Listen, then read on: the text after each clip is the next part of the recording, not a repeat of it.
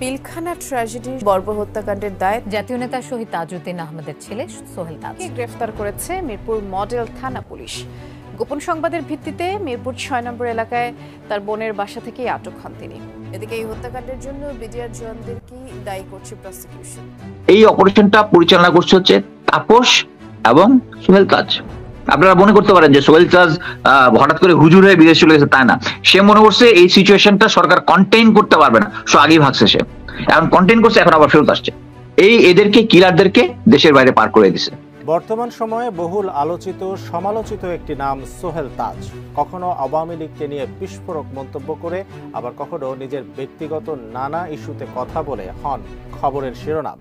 এবার তার বিরুদ্ধে গুরুতর অভিযোগ তুলে বেশ কিছু চাঞ্চল্যকর তথ্য দিয়েছেন প্রবাসী সাংবাদিক ইলিয়াস হুসাইন। বিডিআর হত্যাকাণ্ড সহ বিভিন্ন বিষয় নিয়ে সাংবাদিক ইলিয়াস হুসাইন সাহেব তিনি যে সমস্ত তথ্যগুলো দিয়েছেন, আমরা কিন্তু দেখেছি যে সেই তথ্যগুলোই বাস্তব প্রমাণিত হয়েছে। তবে হয়তোবা আজ না হয় কাল না হয় পরশু, কিন্তু তার দেওয়া তথ্যগুলোই সঠিক আমরা পেয়েছি।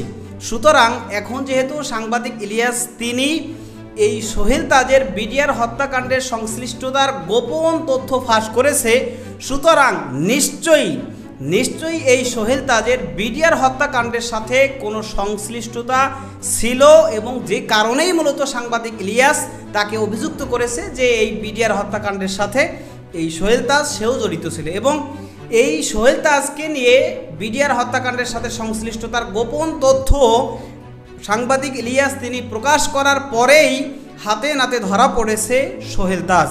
দর্শক, এ বিষয়ের কিছু অংশ ভিডিওর শুরুতে শিরোনামে আপনারা দেখে এসেছেন, বিস্তারিত দেখবেন পুরো ভিডিও জুড়ে। এই বিষয়গুলো দেখার পূর্বে আপনাদের একটা অনুরোধ করব, যারা আমাদের চ্যানেলে নতুন আসছেন চ্যানেলটি সাবস্ক্রাইব করে অল ক্লিক করে বেল আইকনটি চালু করে দিবেন। দর্শক, চলুন আমরা দেখব যে বিডিআর হত্যাকাণ্ডের সংশ্লিষ্টতার অপরাধে যে ধরা পড়েছে সোহেল তাজ, সেটা আমরা দেখার পূর্বে প্রথমে একটু দেখব যে এই বিষয় নিয়ে সোহেল তাজ কী বলেছিল, এবং সাংবাদিক ইলিয়াস হুসাইন সাহেব তিনি এই সোহেল তাজকে নিয়ে কি তথ্য দিয়েছেন সেটা আমরা কিছু অংশ দেখে এরপর ওই বিষয়টা দেখব। ধৈর্য ধরে একটা লাইক দিয়ে ভিডিওটি দেখতে থাকুন এবং আপনার মতামত কমেন্টে লিখতে থাকুন। বর্তমান সময়ে বহুল আলোচিত সমালোচিত একটি নাম সোহেল তাজ। কখনো আওয়ামী লীগকে নিয়ে বিস্ফোরক মন্তব্য করে, আবার কখনো নিজের ব্যক্তিগত নানা ইস্যুতে কথা বলে হন খবরের শিরোনাম। কিছুদিন আগে ৫৫ বছর বয়সে আবারও বিয়ের পিঁড়িতে বসে রীতিমতো তোলপাড় ফেলে দিয়েছিলেন সাবেক এই স্বরাষ্ট্র প্রতিমন্ত্রী। এবার তার বিরুদ্ধেই গুরুতর অভিযোগ তুলে বেশ কিছু চাঞ্চল্যকর তথ্য দিয়েছেন প্রবাসী সাংবাদিক ইলিয়াস হুসাইন।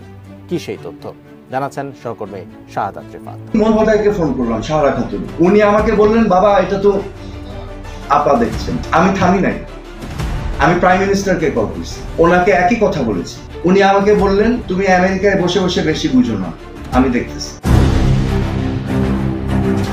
ছাত্র জনতার আন্দোলনের মুখে শেখ হাসিনা সরকার পতনের পর থেকে আবারও আলোচনায় পিলখানার বিডিআর বিদ্রোহ।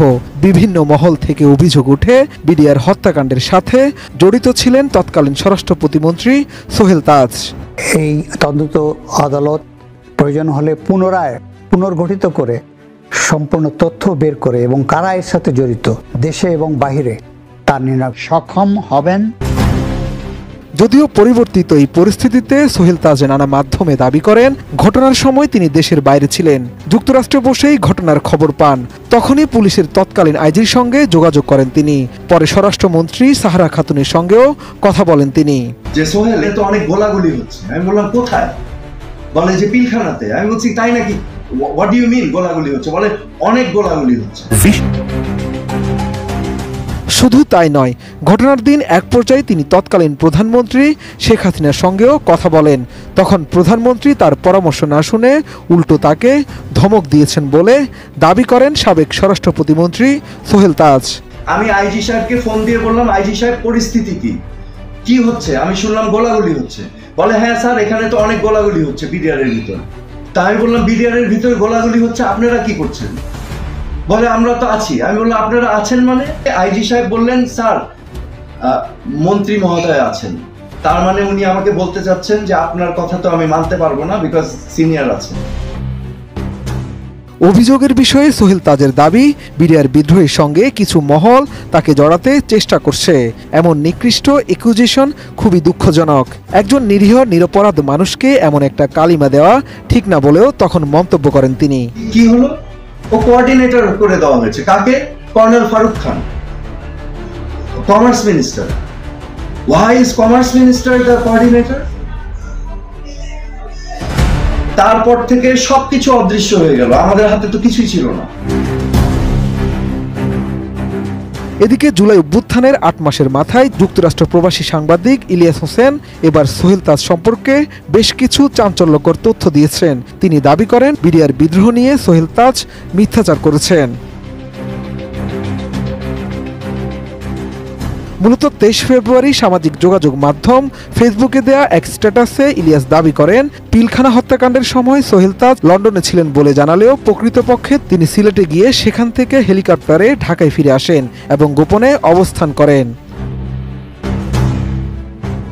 সাংবাদিক ইলিয়াস আরও দাবি করেন, সোহেল তাজের পাসপোর্ট পরীক্ষা করা হলে দেখা যাবে তার ঢাকা থেকে প্রস্থানের তথ্য থাকলেও লন্ডন বা অন্য কোনো দেশে পৌঁছানোর তথ্য নেই। তাই তিনি পাসপোর্ট জব্দ করার অনুরোধ জানান, অন্যথায় সংশ্লিষ্টদের দায় নিতে হবে বলে হুঁশিয়ারি দেন। ইলিয়াসের স্ট্যাটাসে আরও উল্লেখ করা হয়, বাংলাদেশের প্রথম প্রধানমন্ত্রী ও স্বাধীনতা সংগ্রামের অন্যতম নেতা সোহেল তাজের বাবা তাজউদ্দিন আহমেদ ছিলেন ভারতীয় গোয়েন্দা সংস্থার রয়ের পরীক্ষিত বন্ধু। এছাড়া আরেক স্ট্যাটাসে ইলিয়াস হোসেন বলেন, বিডিআর হত্যাকাণ্ডের সাথে সোহেল তাজ জড়িত থাকার সম্ভাবনা আছে। সেনা সূত্রে এই তথ্য তিনি জানতে পেরেছেন। তাই সোহেল তাজ যেন আপাতত দেশের বাইরে যেতে না পারে। ২০০৯ সালের ২৫ ও ২৬ ফেব্রুয়ারি বিদ্রোহের নামে এক কলঙ্কিত হত্যাকাণ্ড হয় পিলখানায়। ওই ঘটনায় ৫৭ জন সেনা কর্মকর্তা সহ মোট ৭৪ জন নিহত হন। আমি যে বললাম, ইন্ডিয়ানরা কিলার ঢুকাইলো, কিলিং করাইলো, শুরু করাই দিল। এখন এই কিলার গুলো কোথায়, শেষ পর্যন্ত কি হলো? এখন দেখেন, আপনারা দেখছেন যে ২৫-২৬ তারিখ রাতের সাহারা খাতুন ভিতরে ঢুকছিল, কাদেরকে নিয়ে আসতে? ইনজুর্ড, এবং একটা নাটক করছে যে তারা একটা অস্ত্র সারেন্ডার করবে। কিন্তু হিসাবে দেখা গেছে ওই রাতের পরে কিন্তু সাহারা খাতুন যখন গেছে তার পরবর্তী কিন্তু অনেক কিলিং হয়েছে। তাহলে লাভটা হলো কি? এটার যাওয়ার কারণটা ছিল হচ্ছে আইজিপি নূর মোহাম্মদ যিনি ছিলেন, উনার মেয়ের জামাই ছিল ভিতরে। মেয়ের জামাই তো মারাই গেছে, আল্লাহ তাকে বেহেশত নসিব করুক। মেয়েটাকে উদ্ধারের জন্য ওখানে উনি প্রেসার দিয়ে উনি গেছিল, তাহলে উনি নিজে একা যাইতে চাইছিল। আচ্ছা, এই সময় যে গেছে অনেকগুলো অ্যাম্বুলেন্স ঢুকছে, বাইর হয়েছে। কাদের অ্যাম্বুলেন্স? পরবর্তীতে শোনা যাচ্ছে এটা রেড ক্রিসেন্ট অ্যাম্বুলেন্স। এই অপারেশনটা কারা গেল, এরকম একটা ইম্পর্টেন্ট জাতীয় পর্যায়ে গিয়া কয়টা অ্যাম্বুলেন্স গেল, কয়টা বের হলো, নো অ্যাকাউন্টেবিলিটি এবং নোবডি নোজ এই অপারেশনটা কে পরিচালনা করছে। এটা থেকে আপনি কি বুঝবেন? এই অপারেশনটা কে পরিচালনা? Nobody nose. মানে ইনভেস্টিগেশনের মধ্যে আসে নাই কয়জন ইনজুর্ড গেছে, কয়জন আসছে। এবং এই অপারেশনটা পরিচালনা করছে হচ্ছে তাপস এবং সোহেল তাজ। আপনারা মনে করতে পারেন যে সোহেল তাজ হঠাৎ করে হুজুর হয়ে বিদেশ চলে গেছে, তাই না। সে মনে করছে এই সিচুয়েশনটা সরকার কন্টেইন করতে পারবে না, সো আগেই ভাগছে সে। এখন কন্টেইন করছে, এখন আবার ফেরত আসছে। এদেরকে কিলারদেরকে দেশের বাইরে পার করে দিছে। এখন আপনারা যদি এখনো ডাউট দেখেন যে এটার সাথে কে ইনভলভ, কারণ করার কিছু নেই। আমার মনে হয় এখন দেশের লোকজন সবাই বুঝে যে কারা এটার সাথে ইনভলভ। কিন্তু আমরা নিজেদের সাথে বেইমানি করছি। এই বেইমানির হিসাবটা নিবে যারা হায়ার কমান্ডে ছিল, তাদের উচিত ছিল স্ট্যান্ড হওয়া। This is a military situation.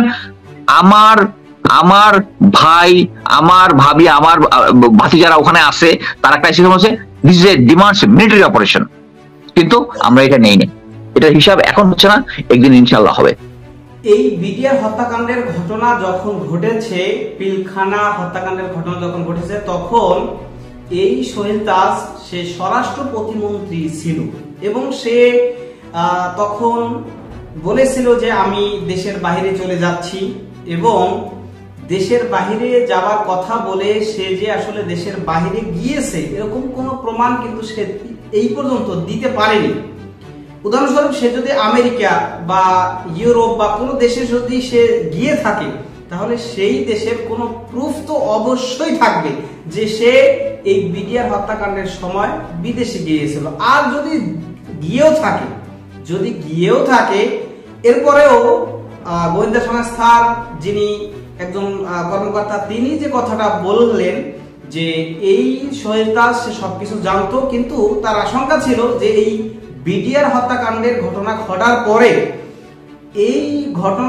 পরে সরকার হয়তো দেশের জনগণকে ট্যাকেল দিতে পারবে না, বিপদে পড়তে পারে। সে কারণে আগে থেকেই এই সোহেল তাজ সে সরে গিয়েছিল বা কোথাও আত্মগোপনে ছিল, কিন্তু পরবর্তীতে যখন দেখেছে যে না সরকার যেভাবে সবকিছু ম্যানেজ করে ফেলেছে, এরপর সে আবার প্রকাশ্যে চলে এসেছে। তো যাই হোক দর্শক, আজকে যে তথ্যগুলো দেখলেন সে সম্পর্কে আপনার মতামত কি? আপনার কাছে কি মনে হয় যে আসলে এই সোহেল তাজ সে বিডিআর হত্যাকাণ্ডের সাথে জড়িত থাকতে পারে কিনা? যদি থাকে তাহলে তার কি বিচার হওয়া উচিত সেটা কমেন্ট সেকশনে জানাতে পারেন। ভালো থাকবেন, সুস্থ থাকবেন, দেখা হবে নতুন কোনো ভিডিওতে, কথা হবে নতুন কোনো বিষয়। আজকে পর্যন্তই, আসসালামু আলাইকুম ওয়া রাহমাতুল্লাহ।